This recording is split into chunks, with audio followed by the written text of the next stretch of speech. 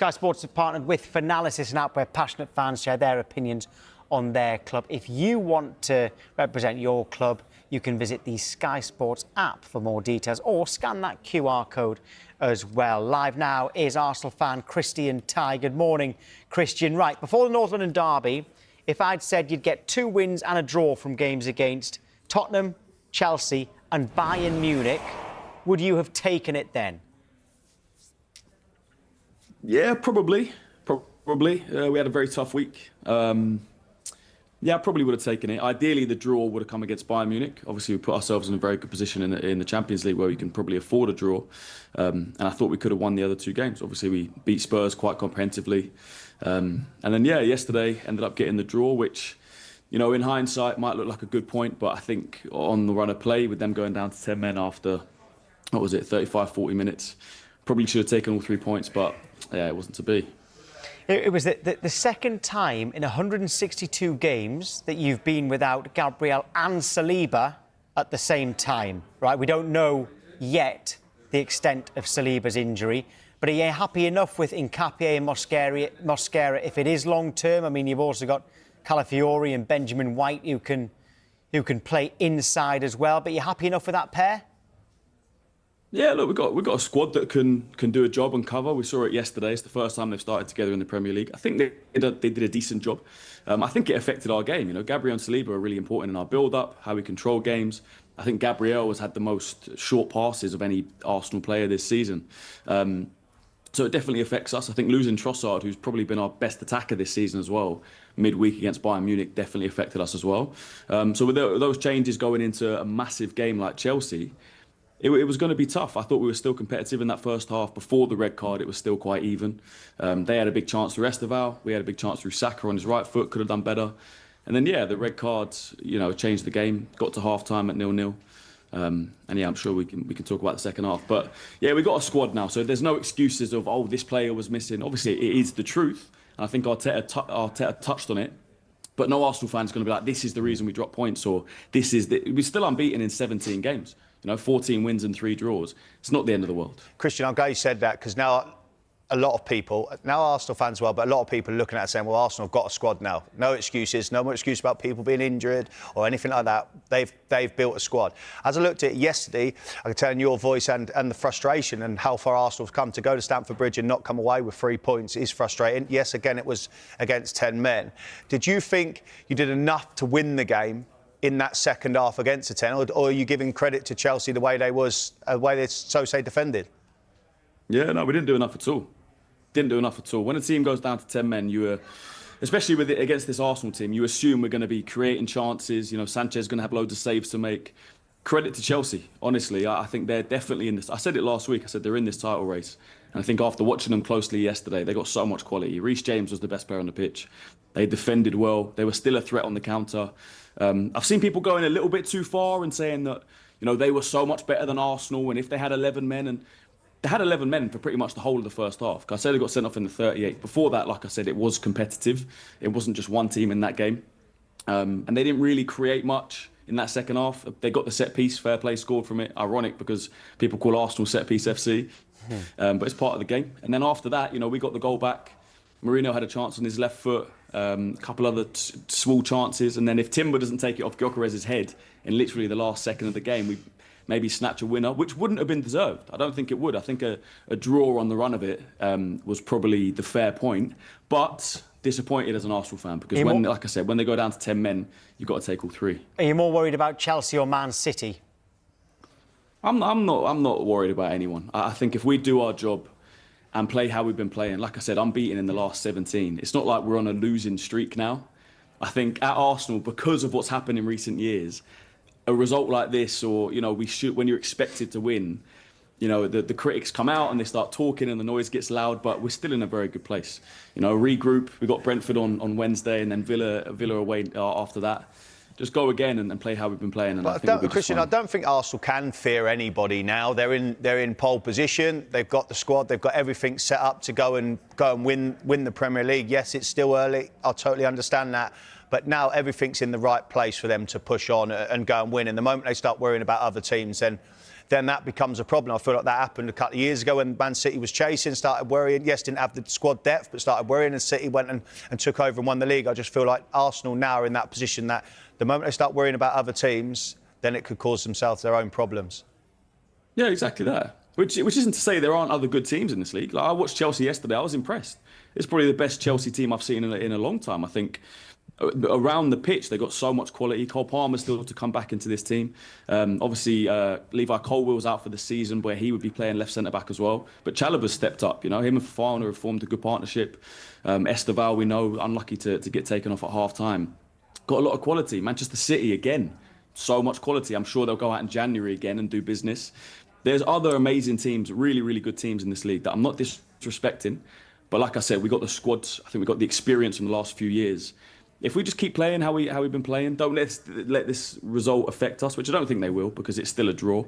Even though I think they'll be disappointed. Genuinely, I think we'll be fine. OK, Christian, thank you. Cheers. So that's the Arsenal reaction. Let's get the Chelsea side of things now with Charlie Patrick. Charlie, right, so you played obviously more than half of the game with 10 men. So does that prove that you actually are in the title race, that you managed to get a draw? Race. I mean, look, I think it proves that we can compete at a top level against the top sides, which we knew about anyway going into the game. But I think the most important thing for me is that Maresca has learned from when we went down to 10 men earlier in the season against United and Brighton, where we basically waved the white flag, took our attackers off and left ourselves with no out ball. This time, he didn't do that. He left it exactly the same.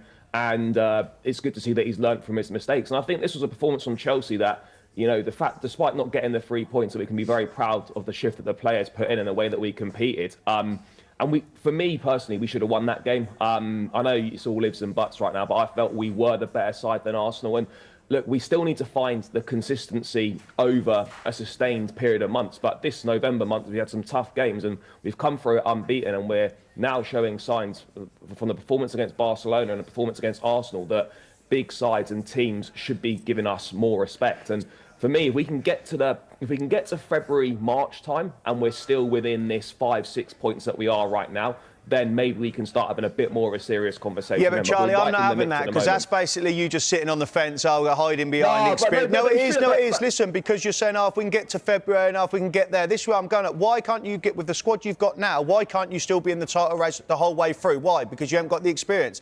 Like I said, you've got someone who's won the World Cup, someone who's won the Euros, they've won the Champions League. How are we going with this experience? What do you want? A 35-plus centre-half coming in? Where are we going with this? I'm not talking about the lack of experience. We've got experienced players. We've got leaders developing now. For me, if we can get Cole Palmer back into this team fully fit, obviously we haven't got Levi Colwell, as you said, Fofana and Chalobah, that partnership is starting to look good. I just still feel that the big difference for me is we're lacking that little bit of quality still in the final third. And I think when you're looking, for the big moments in title races and whatnot, I just think we're lacking that tiny bit of quality in the final third.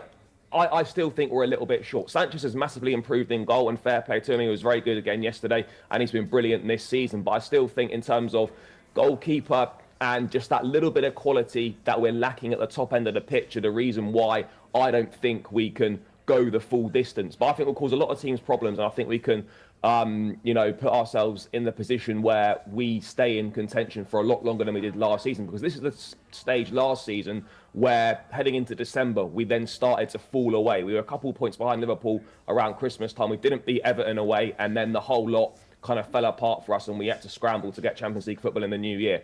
So for me, I'm looking at this Christmas period. If we can come through that, then I think we're looking in a very, very strong position. But I don't want to sit here and say 6 points back we're in a title race. Arsenal finished second last season, and they weren't in a title race all season. So that's the way that I'm looking at it.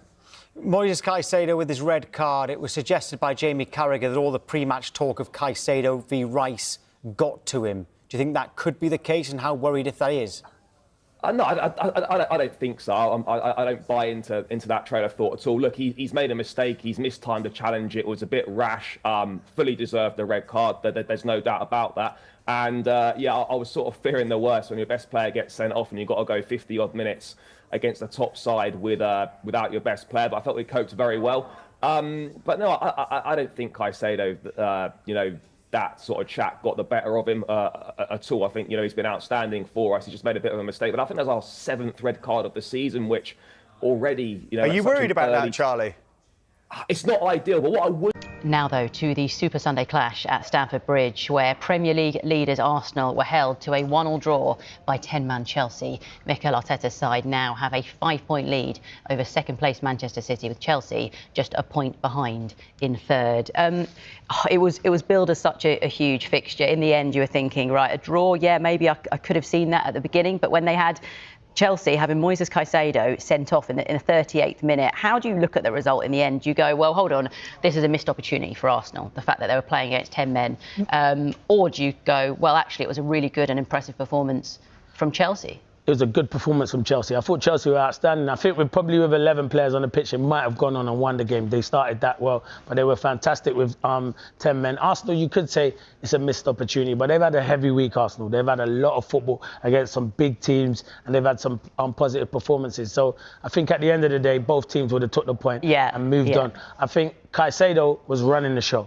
I don't know why he's made the tackle. He's obviously heated and got, you know, wanted to stamp his authority to say, I'm the best midfielder. There's not a comparison between me and Declan. Because there's a lot of talk about the two of them. There was a lot of talk, and they're two outstanding midfielders who've had brilliant seasons that are proving their worth to their clubs, and two sensational midfielders at the moment. But it's a bad tackle from Caicedo. I think VAR made the right decision. He's over the top of the ball on Marino, and yeah, it was disappointing because I rate Caicedo. I think he's had an outstanding season, and he was bossing that midfield. But I must say, and we might speak about him, Reece James was exceptional. Yeah, we will. We're going to focus on Chelsea in just a bit, but just to continue with the chat about Arsenal, I want to ask you about Mikel Marino as well, who actually continues to impress up front, despite that, of course, not being his natural position. I mean, what have you made of him in that role? He's been brilliant, to be fair. When he first came, you always looked at him as a midfielder, and that probably is his position. But I think now he won't play midfield. He'll always be that attacking striker. And you know what? He's put pressure on Gyökeres, who's coming back. And Jesus is going to put pressure on Gyökeres. But if he keeps delivering like that, Gyökeres, I don't care how much money you've paid, and I know you're a different kind of striker and you help the team when you're running in the channels, but Marino's scoring goals, and he's a threat from scoring goals. So all he can say is keep doing his job and make it hard for Mikel Arteta to leave him out of the team. But yeah, he's been outstanding. I really do like him. He's very impressive. A bit of a quiet game, you could say, for Birrieze, but I suppose he's performing, you know, more often than not when he is starting. What did you make of Gyökeres when he did replace him? Yeah, Gyökeres looked lively. There was a challenge on Sanchez where the Chelsea players went round him, but I want my centre forward, and I know I would have been going in for that tackle, because you're a centre forward, you want to make an impression on the game. Not every game Eze is going to be at his very best, you know what I mean? In the North London derby, he was outstanding, but yeah, it was good to see Victor Gyökeres back on the pitch, and I do think he gives Arsenal a different one. This is the challenge. He has to go for it. In my eyes, I've seen someone who I admired for many years, Ian Wright. He would have took the goalkeeper and the ball into the back of the net. So as a centre forward, you have to go for that. So I'm making right. But